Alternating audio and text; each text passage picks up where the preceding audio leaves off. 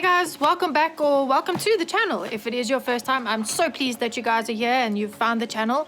I really do hope you guys enjoy your stay here, your virtual stay for the little bit of time that we have together. But anyway, make yourselves a cup of coffee because you guessed it. Hold on, pause. What's going on here? What are you doing? You're spoiling my intro.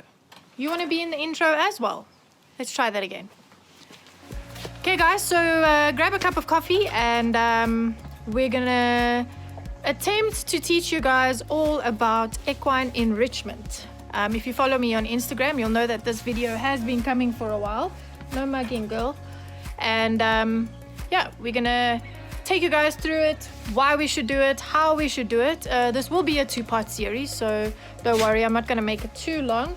I have noticed that you guys prefer the shorter videos, so we will be trying to stick to that format, hence me giving you this video in a two-part series. Right, now I'm rambling on, which means this is going to probably turn into a three-part series, which we don't want. So let's get on with it.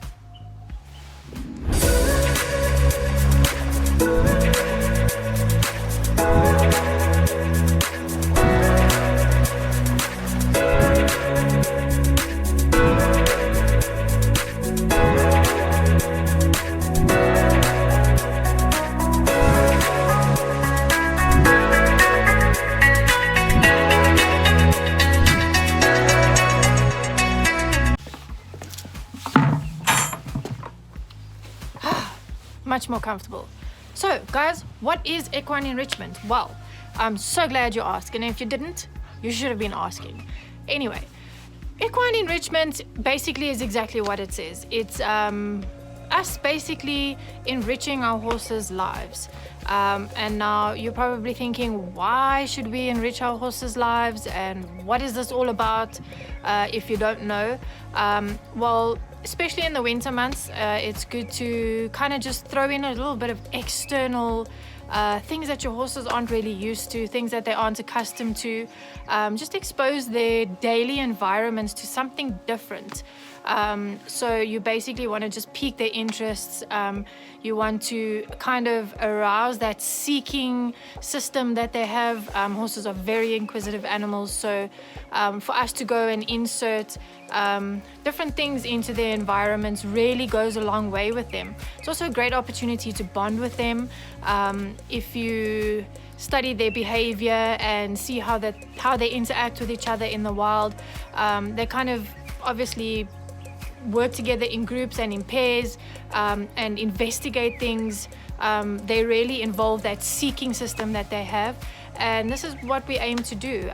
It's very good, especially for horses that have post-op, that are on box rest and need to rehabilitate, that can't get out into the paddocks. It's good to keep them busy. Horses that get bored easily. You might have a horse that is very, very, not that horses aren't intellectual, but you do get some that require just that little bit of extra intellectual stimulation, and this is a great way to kind of meet them at that level. So yeah, there's a few various ways that we can go about this. You can do a bit of what we call natural enrichment, which is basically taking their natural environment and kind of mimicking that within the domesticated environment that we've kind of brought them into as such. And then you can do what I'm going to show you guys is basically go all out and just throw in a bunch of different things that kind of speak to the 5 categories of enrichment. We'll go through those in a minute, but if you haven't already, or you're not already following me on Instagram, you can do so over here, and you'll see a detailed post, and I detail everything in that post, so you'll be able to get all the kind of nuggets of gold in that post. So do go on and head on over and give me a follow, and yeah, you'll be able to take down the points, screenshot it, save it, whatever you want.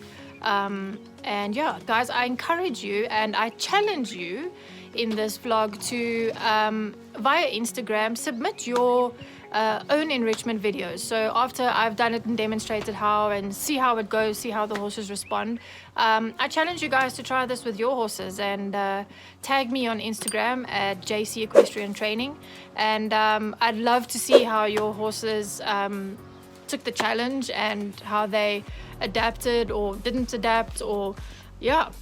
So the 5 categories that we are going to be focusing on, and you might want to take a pen and paper and write this down, is you want to make sure that we are including things that fall into the social category, the food category, the sensory category, the cognitive category, and obviously the physical habitat. So we're going to arrange a whole bunch of activities and put a whole bunch of things together that are going to kind of touch on at least one or a few more of those or within those categories. You will find that you will be mostly operating within the food and sensory category, because those are just things that there's obviously more activities and more things that you can find that speak to those 2 categories, but I will include at least one of everything in all 5 of those categories. So when it comes to your food category, these are things that you basically want to stimulate them in terms of not so much their tasting, but food things. So you want to introduce them to foods that they haven't really had before. I know I started introducing my horses to bananas quite some time ago. At first they were a little bit like, what is this? They thought I was trying to trick them, but now they love them. So I'm going to introduce them to some things that they've really never had before, like herbal tea. Herbal tea is a great way to kind of get them exploring different kind of foods, and drinking, also a great way to get them to drink more. Once they start getting the taste and the feel for herbal tea, they start drinking a lot more water. Then when it comes to the social category, this might be a little bit of a tricky one for some of you, but try and think outside the box and get a little bit creative. So for those of you that have horses that are alone in a paddock or don't really socialize, the point of this exercise is to get them to socialize either with other horses that they don't normally socialize with. So introduce them to a new horse, see if they'll make a new friend, or if that's not possible, you can introduce them to other animals. So if you do live on a farm or a small holding or somewhere where there are other animals, introduce them to a cat or a bird, or obviously just be careful and monitor the situation. You don't want the horse eating the cat or the bird flying away, but you know what I mean. You can introduce them to a dog. If they've never seen a dog before, let them interact with each other. It's a great way to kind of stimulate that social experience for them. So get creative with those guys. Think outside the box. If you come up with something a little bit or something a lot cooler, please put it down in the comments. Let me know in the comments below. I'd love to give it a try myself. I will be introducing my horse to either the cat, so he knows the dog, and the horse-dog relationship is pure. Let's just say it's a love-hate relationship. The dog torments the horse, and then the horse chases the dog, and it's just chaos. So we won't be going there. I will introduce my cat to the horses, and we'll see how that goes. Then you want to speak to your cognitive side. So this one is really cool. You can get quite creative with this, and this is where they really kind of need to use their brains a little bit, and you can put together like little puzzles or things for them to really navigate and kind of use a lot more of their other senses. So here you'll probably be pairing this with some food. You can make like a little obstacle course for them where there's hidden food items within this obstacle course. So I'm going to probably get a whole bunch of bamboo sticks and kind of hide within plastic bottles, hide a few food items within it, and see how they navigate through that. I'm going to there's so many things I'm going to do, but we'll get to that probably in part 2, so I'm not going to give it all away right now. So let's move on to the next category, which is physical habitat. So within the physical habitat environment, you guys kind of want to change their already existing environment and add a few things that they're really not expecting, and come up with a few novel ideas that will really pique their interests. There's quite a few things you can do here. We'll get through to them all again in the second video. I'll show you exactly all different kinds of things that you can add or subtract or introduce them to. Again, like I mentioned before, I take them up the driveway and kind of just give them a look at, you know, the world outside the perimeters of the farm. So things like that kind of just change their everyday environment a little bit, and even that is just the smallest of changes, enough for them to kind of be like, wow, you know, this is different, and pique their interests a little bit. So on the sensory side of things, you want to speak to all 4 of their senses. You want to make sure that you know, you're kind of speaking to the audible side of things, so play them. Apparently research says that horses like classical music, and they respond really well. It actually decreases their heart rates and calms them down. So we'll give that a try, see how it goes. I'm going to go a little step further and maybe play some other horse sounds or animal sounds and see how they react to those. The other thing is you want to speak to the visual side of things. So you want to kind of introduce things that visually stimulate them, or things that visually they've never seen before.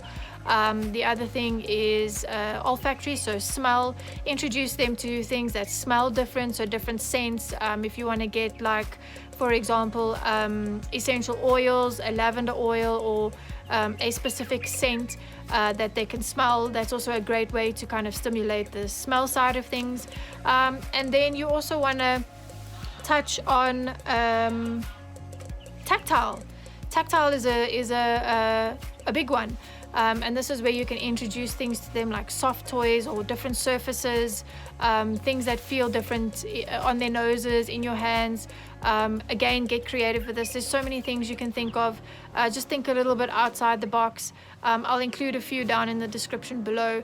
And also you'll see in part 2's video what we'll be addressing there. So take notes, and those are your 5 categories, guys. It's actually quite simple. Most of these things you probably have lying around, or can fish out and put together quite quickly. You don't need to do or you don't need to compile all of these sensory or all of these 5 categories all at once. You can break it up and do a little bit here, a little bit there. One thing I do want to mention, guys, enrichment is not putting up a ball or a toy or something in the stable or in the paddock and just leaving it there for the horse to interact with of its own accord. It does eventually become a white elephant, and it does lose its value, and basically then no enrichment is taking place, because the horse is already accustomed to it. He's been sensitized to it, so there's no real point in basically just leaving it there. They might sniff it and play with it here or there, but it might pique their interest for a split second. So again, like, that is not the best form of enrichment. Really, guys? Sorry. In South Africa, we call these hardy-dars. They are somewhat annoying, but let's move on. So again, like I said before, yeah, you don't want to leave things in the paddock or stable, because they basically just become used to it, and it doesn't really serve a purpose anymore. So you don't need to speak to all 5 of those categories all at the same time. You can break it up into different days. You want to kind of have enough planned, or make an enrichment plan that kind of lasts a few days. Do it every second day, every third day. Maybe introduce them to something small, something different every day, and build it up from there. But you don't necessarily have to pile everything into one. For purposes of this video, I am going to do it that way, just so that you guys can see, so it doesn't drag on too long. But yeah, that's basically it, guys. Let's have fun with it. We're going to walk around now and see if there's some other things that I can find. I've already found a whole bunch of things that I'm going to show you guys, and we'll put together everything. And then in part 2, we'll be unleashing the horses and seeing how they respond to all of these different things that we're going to introduce to them. So let's go. Okay, guys, so here we have a whole bunch of things going on. It looks like a bit of a glorified mess at the moment, but I will take you through the ideas now in a second, and then we'll get going. So here we have some herbal tea, some apples, bananas, carrots. Obviously this is going to be on a little bit more of a bigger scale, but I didn't want to unpack everything right now until I was ready to get going with it. We have a bigger box, a smaller box, which we'll be making. We'll be putting a whole bunch of food items and stuff in there, cutting holes in them, like filling it with teff, lucerne, pony nuts, pellets, herbs, whatever we can find. We're going to stuff into those boxes. We do have a couple of bigger boxes inside, some rope and some baling twine to hang things from the trees, some cones to pop treats under. Here we'll be putting in a few rocks and things to kind of just make a noise so they can kick that around and see what they'll do with that. This is just a whole bunch of different materials and things that they can feel around. We'll be hiding little treats and pellets and stuff in here and see how they do with that. A bigger plastic bottle to cut holes in and put stuff in. I have a whole bunch of these smaller Energade bottles for the same purpose. We'll just stuff a whole bunch of things in there and see how they do. Guys, I do want to say to you though that please, when you are doing this type of activity with the horses, please do remove anything like smaller things like this and chuck these away.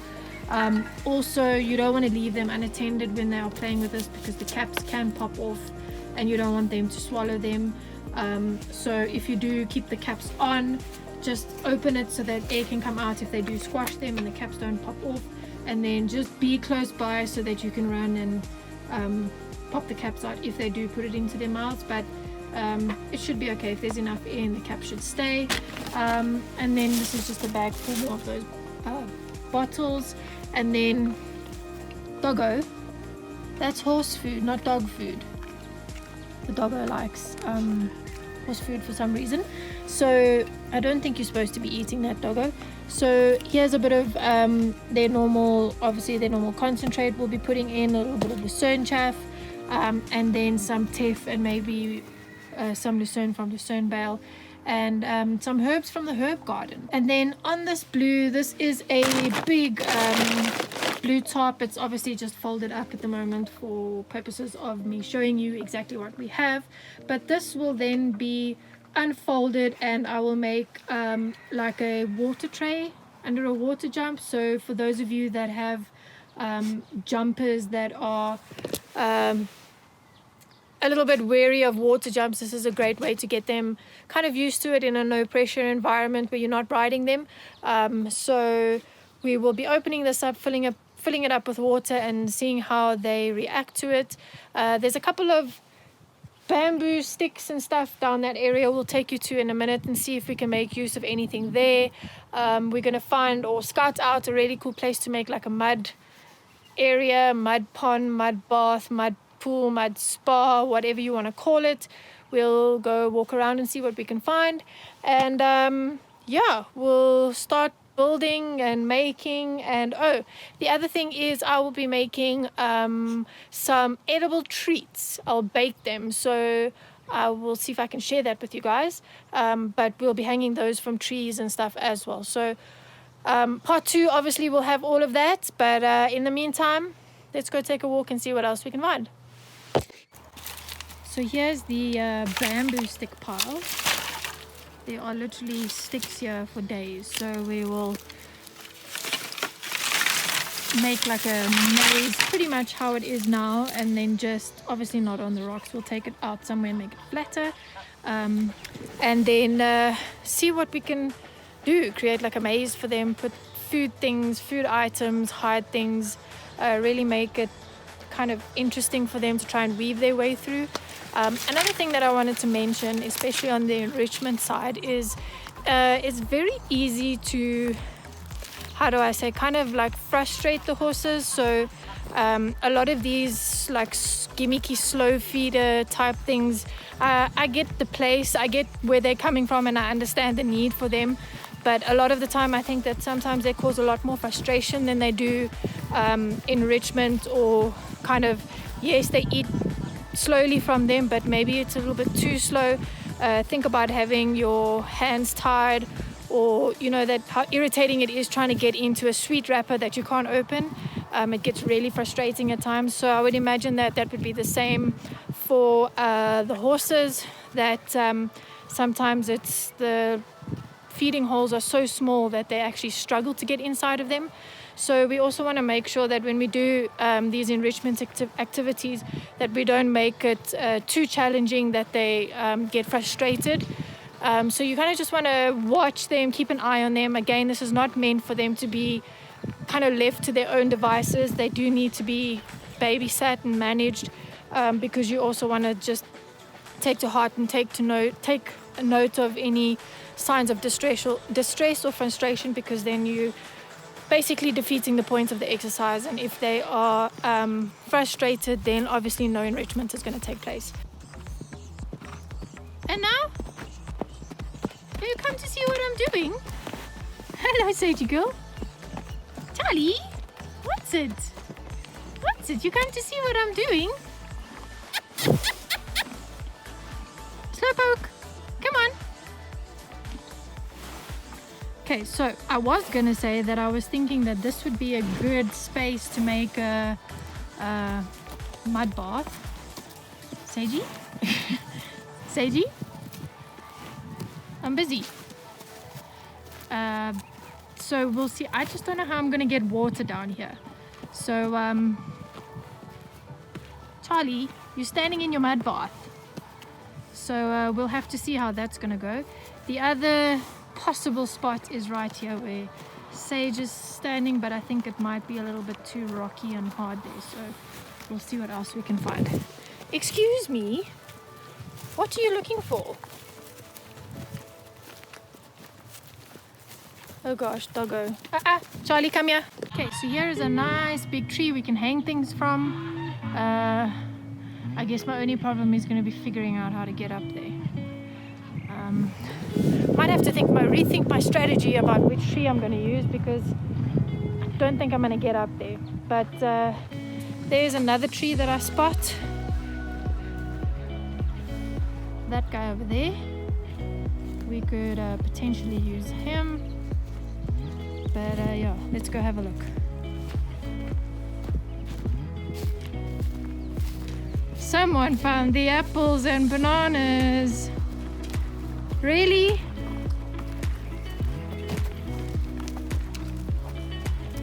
Oh gosh. No, Charlie, no, that's my book. No, can you guys just relax? Oh gosh. No. It's not for now. Oh gosh. Look at your mouth. Go look there, Charlie. No, guys, no, come on. It's for tomorrow. Come, let's go. Come.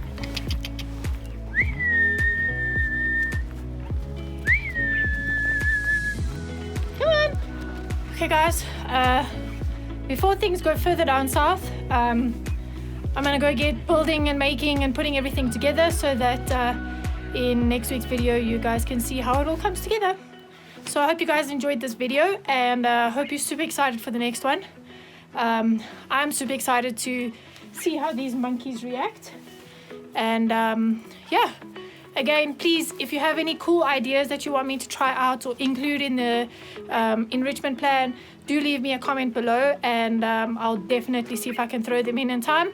But hope you guys enjoyed the video. Please do subscribe if you want to see another one like this, although it's not finished yet. If you are just tuning in now for some strange reason, or you've just skipped through all the stuff in between to this last point, please do subscribe, give it a like, give it a thumbs up. Part 2 will be coming. This is not complete, and I will see you guys in the next video. Ciao for now.